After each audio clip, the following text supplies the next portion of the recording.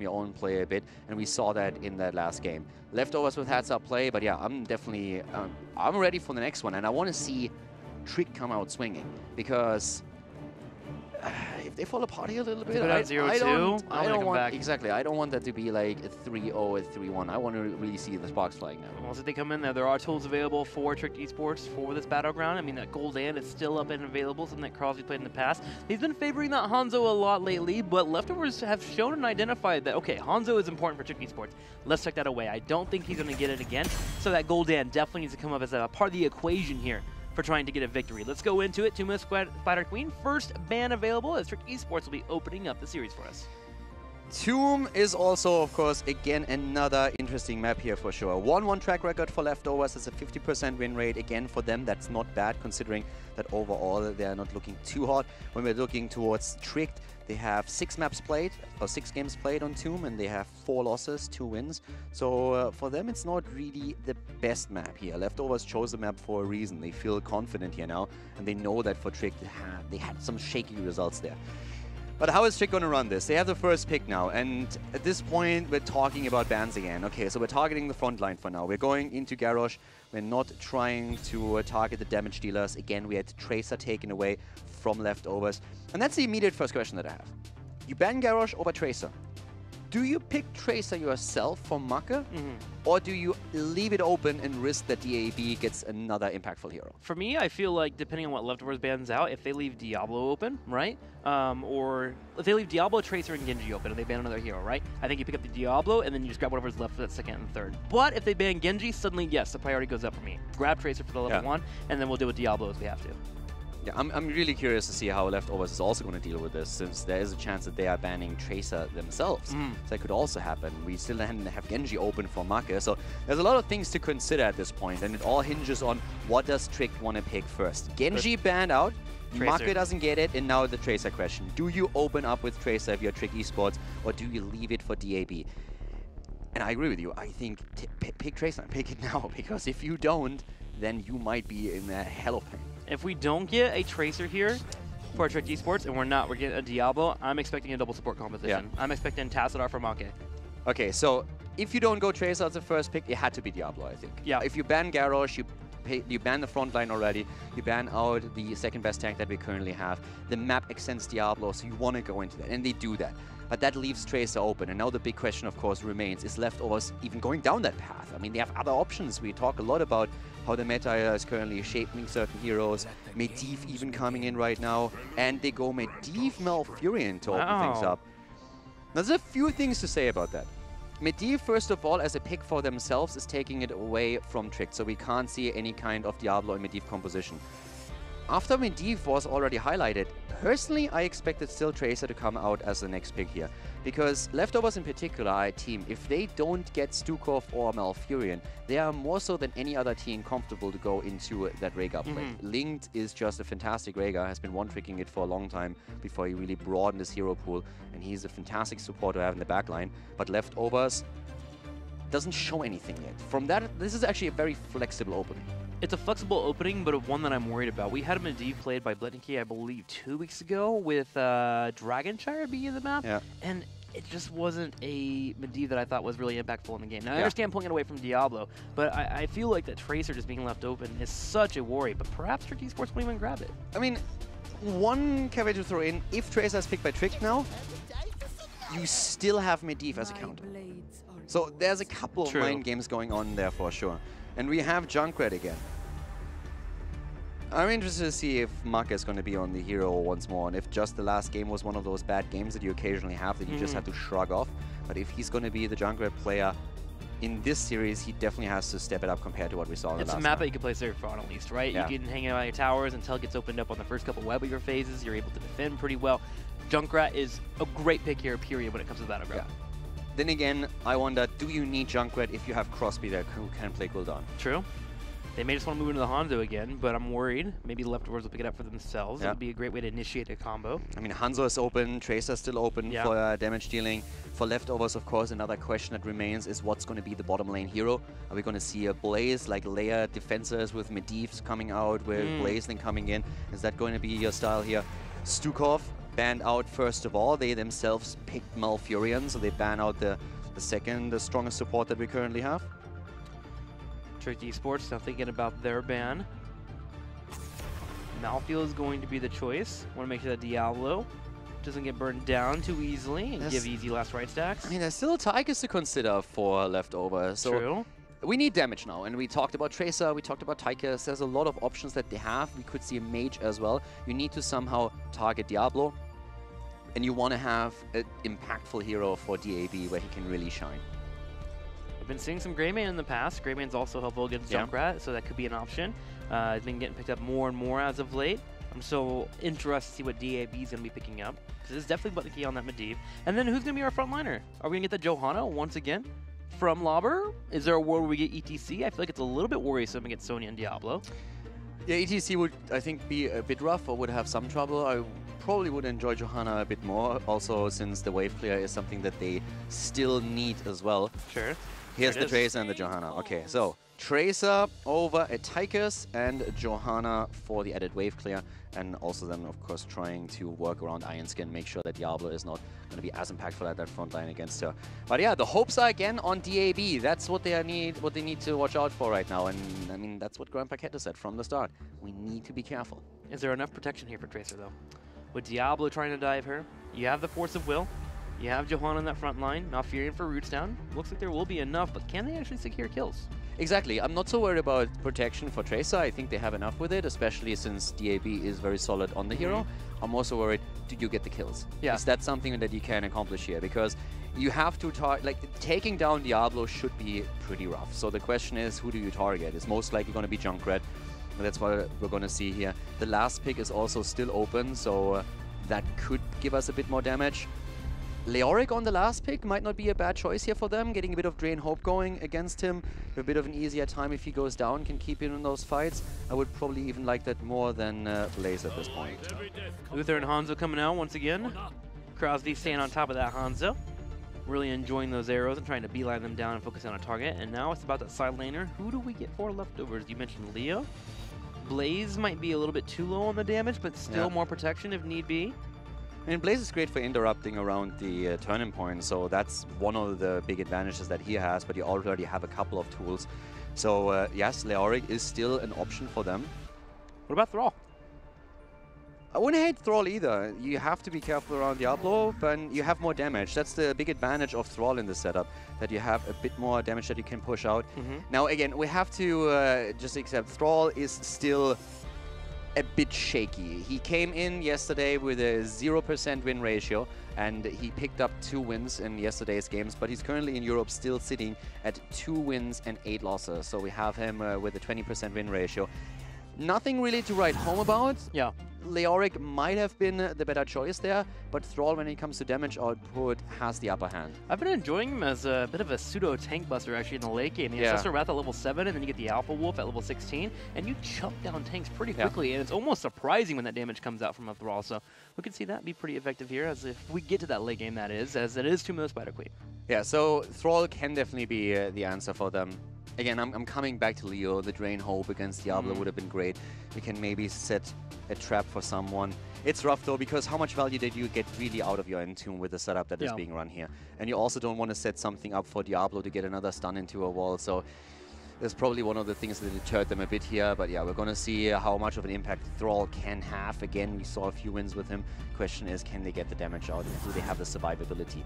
But let's face it, you have Medivh. Yeah. So you can portal in. You can play around Earthquake here. You can still play with Sundering if you want to. There's a lot of tools available. Guys, leftovers, they are in the lead, and we're going to jump into game number 2 to find out which team is taking it here on Tomb of the Spider Queen. On the left side in the blue, Crosby to play Hanzo, Rimmer on Diablo, Alex Aproji to play Sonya, Grandpa Kit on Uther, and Make back on Junkrat.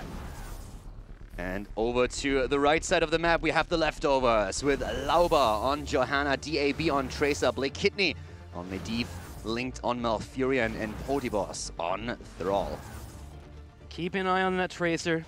We're going to see how exactly DAB intends to find those kills. And then, of course, another one I'm watching is Bletton on Medivh. I really don't feel like he impressed me too much when he was on Dragonshire. That was a couple weeks ago. He's had some time to work on some scrims, try and find those portals down. Yep. It seemed like the full communication for Leftovers when it came to Medivh wasn't fully there. But they believe enough here on Tumo Spider Queen to first pick it. Yeah, and I mean, Leftovers, think about the spot that they're in right now. We've been talking a lot about them making it out of the Crucible. For this team, this is all of a sudden just the realization. Guys, we can make it. We can, like, this has to be such an euphoric game for them. They know what's on the line here. And if any of these two teams is the one where I feel there's a lot of positive energy coming in, it's Leftovers. Whereas for Tricked, it's the exact opposite. They are coming in with a thought process, how do we stop losing like this? How do we get our groove back? Because we've just lost a step the last few weeks, and we need to somehow find that rhythm again. Yeah, it's easy to come from a place where you're having no success and finding the little parts that are working for you compared to Tricked Esports who had that success. And they actually mentioned in the interview, we feel disappointed in ourselves. We feel like we're not being up to par, and that is something that weighs heavily, and it's hard to break that off of you. And I hope Tricked Esports can pull it off. Make, speaking of, in the top, having a little bit of damage come his way as DAB comes for a kill. I actually think Ultracer would have killed that. Yeah. I actually want to also highlight something in terms of heroes for Leftovers. We talked a lot about how the win ratio currently looks. And again, they're sitting at 9 wins and 26 losses. So that's a 26% win ratio. It's pretty abysmal if you look at it, but they have been stepping it up. And they have 2 heroes. Out of all the heroes they play, they have 2 heroes that actually have a positive win rate for them, which is very impressive if on average you're sitting on 26%. They have Blaze with 71%, 5 wins and 2 losses, and we're coming back to that Tracer.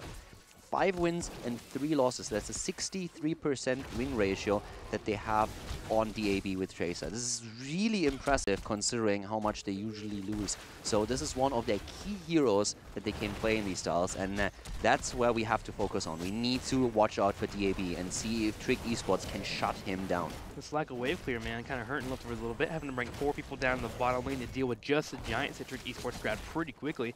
And they'll be able to stay on top of Mertz too. Scatter Arrow build coming in for Hanzo, which means if a kill or 2 pops out, Tricked Esports can also go for an aggressive boss call. Yeah. The boss call is actually another really important point on their end that they can make here. At the same time, Thrall with his level 4 already going straight into the Feral Resilience here. So a bit of a difference of what we're usually seeing here, with the Frostwolf Resilience being targeted highly on the level 4 talent. Yeah, getting that physical armor against next attacks that come from you. Helpful against Sonya. Pretty helpful against Hanzo as well. Looking to be a little bit on the tanky side. Usually you see that Mana Tide pick up to help out with the mana issues that you can find yourself with Thrall. And DAB, speaking of, finds another kill on Tracer, picking off Hanzo. First blood here in the game. Hanzo down, and Grandpa wants to make sure that they're timing the camp here properly, which they're taking now. But yeah, this is exactly what we've been talking about earlier. Junkrat, Hanzo, low HP heroes. Those are the target of DAB. He is going to go in and try and find these kills, and he is the key hero for his team here. I feel him and Medivh, Blackhidney, they need to really make this happen. And as I said before, Blackhidney has only played a single game on Medivh, and that was not really his best. They lost that game. But now they're opening from Trick as they're pushing with the camp. Nice effort by Trick. A really good push, using that spell aura from the night camp to push heavily through the mid lane and already dropping in tower early on. And they get a turret for it. Very helpful. Leftovers, however, on the other side do have enough gems to go for a turn-in. Alex Prodigy already positioned to prevent the turn-in on the south side, while Junkrat will watch the top. Putty Boss and crew also working and trying to give a few more stacks. Now, something to know, Tricked Esports did grab that Mercenary camp a little bit on the early side, and Leftovers did not choose to fight back, which makes me believe that they were attempting to grab a turn-in around level 8 and also grab the night camp. If you get that push coordinated, you can usually get that middle wall opened up, hit level 10, and go for a second turn-in. Exactly. The snowball, the momentum is what you want here. Also an interesting little tidbit here about Sonya for Tricked Esports. They have played her 4 times and they have yet to win a game with her. Wow. So definitely interesting to see that as well, considering how strong she is right now. When you look at HGC Europe throughout the year, she has a 45% win ratio, but of course just lately after the rework she has become a lot stronger. And it's interesting to note that Trick just hasn't found a kill with her yet, because normally it's Alex on the solo lane that was for the longest time a staple for the team. Time to bring back Ragnaros and Artanis, I believe, because that's when they did get those wins. Trick Esports at the same time, dancing around here in the middle. Constantly watching for this turn-in. Johanna finally trying to sneak some gens in. Will she be able to drop it off? She gets delayed at the last second. Leftovers looking for a turn in here, but Boss is in trouble. Thrall is down, but the counter kill potential as DAB goes in. Blake Kidney shields him. There's the rewind, and the counter kill is in a play. Great job once again by DAB and Blake Kidney here with the final shot against the target. Well done. Blake Kidney, by the way, currently sitting on 16 stacks. We have even more aggression. Remmer are going deep for this one. Lane gets off the root. Lava coming in from the side will have that condemn. They won't be able to kill Diablo, but threatening the idea of going for a turn-in. Junkrat within the top lane is pushing it in, trying to deny some experience during all of this, and Trick Esports will continue to hold defense on the bottom wave. However, it's getting to a point where Leftovers are getting that middle wave pushed in, so Trick Esports will have to come over and defend. They really want this turn-in. You know they're aiming for this time pushing, but Trick Esports is doing a really good job of stopping it. Yeah, they're controlling the points now quite well. They have the vision around Hanzo, which helps them too. Of course, we also have Medivh always floating around here. We can provide the same thing for Leftovers, but the experience lead still goes to Trick. They're half a level away from level 10, and an early heroic ability might just give them that small time window that they need to complete the first turn in here. Yeah, you're completely correct. Trick Esports has been able to get that nice experience lead, and that 10 will definitely help them, and especially if they can get a kill. If they can deny some of these gems from Leftovers, it's a good way to really kind of stop any momentum that they could get. Alex Aproji right now is sitting on 33 of those gems. He actually can move over and get that turn in for Trick Esports if he would like, as soon as that 10 does connect. And once again, we are seeing Maka from the outside, just poking with Junkrat, making sure that those turn-ins are not happening. And so far, he's doing well with it. We're having Alex also taking camp at the bot lane. Nobody's invading just yet. Thrall might just know what's up here, but DAB is rotating. The problem is that Crosby and Remmer are also in the area. So even if Alex would have been attacked here, they would have been in a good spot. 10 hits for Trick, a bit faster, but Leftovers confirm the turn-in, and they're going to have their heroic ability in time to push with these Web Weavers. Sadly, because they couldn't throw the night camp, so wanted to maybe have that pushing with it, would have been helpful. But 10 on 10, as you mentioned, Leyline Steel coming out, as well as Earthquake. Malfurion still thinking about his level 10 here. Yeah, and Earthquake is actually really important. If you set an aggressive portal up and then you go in immediately and drop the Earthquake, you can really put pressure onto your opponent. Talking about pressure, Lauber here for a second in a bit of trouble trying to defend the Web Weaver at the top. Bottom push is really aggressive, and Sonya can't do a lot about it. Mid lane is also pressuring, but Leftovers are focusing most of their attention onto the bot lane, and that forces Trick to react to it. They're starting to rotate down. Yeah, I like how Lauber's in the other lanes. He can just soak here. He's the best wave clear they have on the team. The rest will be able to put pressure on Sonya. And if they're able to kill Sonya here, she has 33 gems. There goes the Pulse Bomb. It will connect. We do have Diablo nearby to be able to grab those gems. He goes in for an APOC into a combo, looking at Boss, but Thrall with that Earthquake is able to kite back and also get a couple of stacks coming in. In fact, he's starting to go forward. Divine Shield has to be used. Divine Shield on Diablo, and here comes the Leyline. They really, really want him. The roots are on the ground. Riptire as Maka is pushing them back, trying to create some space for Remmer, but they lost a fair share of gems here. They picked some of them up, but they couldn't grab all. They get the fort immediately, poured over here to the middle as well. How many gems do they have available? We'll be able to see that pretty soon. Can they follow up into a second turn-in? And this is, I'm also worried for Trick. How many did they actually lose? Remmer picked a few up. We saw Uther also grab a couple, but they definitely lost a fair share of those. And as you said, we had 33, 35 gems on Sonya. So now they still have a 65. We have 60 on the hands in the hands of Leftovers, so they can get another turn in. But yeah, they lost a lot. They lost about 25 gems in that encounter. That they did. Still have a turn-in, but the second turn-in will be a little bit more difficult to pull off. Trick Esport already in a position to defend the second turn-in from Leftovers, and Rimmer's able to drop off. No, DAB comes in, able to get a little bit of harassment, blinks away to make sure he doesn't get comboed. And that'll be a nice delay from him. On the other hand, Medivh in the top, swooping in. Yeah, Medivh is starting to move in now. They have the gem count to turn in. Who's holding most of those gems, though, on the other hand? It's mostly Blake Kidney. He could have actually turned in up at the top, and he's trying to do that now. Floating around. He sees that there is a trap, so he has to be a bit careful, especially with Crosby dropping in those scatter arrows. Boss also attempting to deliver his 15 now. The 13 is half a level away, and there's the Leftovers going in. If they can sync this up, and they can, Red Web Weavers coming in, and if they now get the experience for level 13, that would be a fantastic push for them, and Trick is really starting to be in trouble here. Yeah, Clevo used the Night Camp too, also using that as a distraction. Trick Esports had to pull back and defend in the middle lane, which allowed the Leftovers to portal over and instantly turn in, and that's how they were able to drop off their gems. Leftovers, as you mentioned, about to get level 13, and they may have found a Rimmer here on the bottom left. Rimmer being bit careful as he doesn't want to get caught out. And there goes the clear on the spell aura in the middle. Condemned to start it off as Lobber intends to clear it up. 25 stacks currently on Medivh, just to keep you guys in the loop as we're heading into that fight. So he still needs to be careful that he doesn't fall. The 13 talent is in the hands of the leftovers. Going into the Burning Rage here for Johanna. Even more wave clear now on Lauber. Nice push through the bot lane, opening it up with Tracer, and that now gets a pretty good push towards the keep going.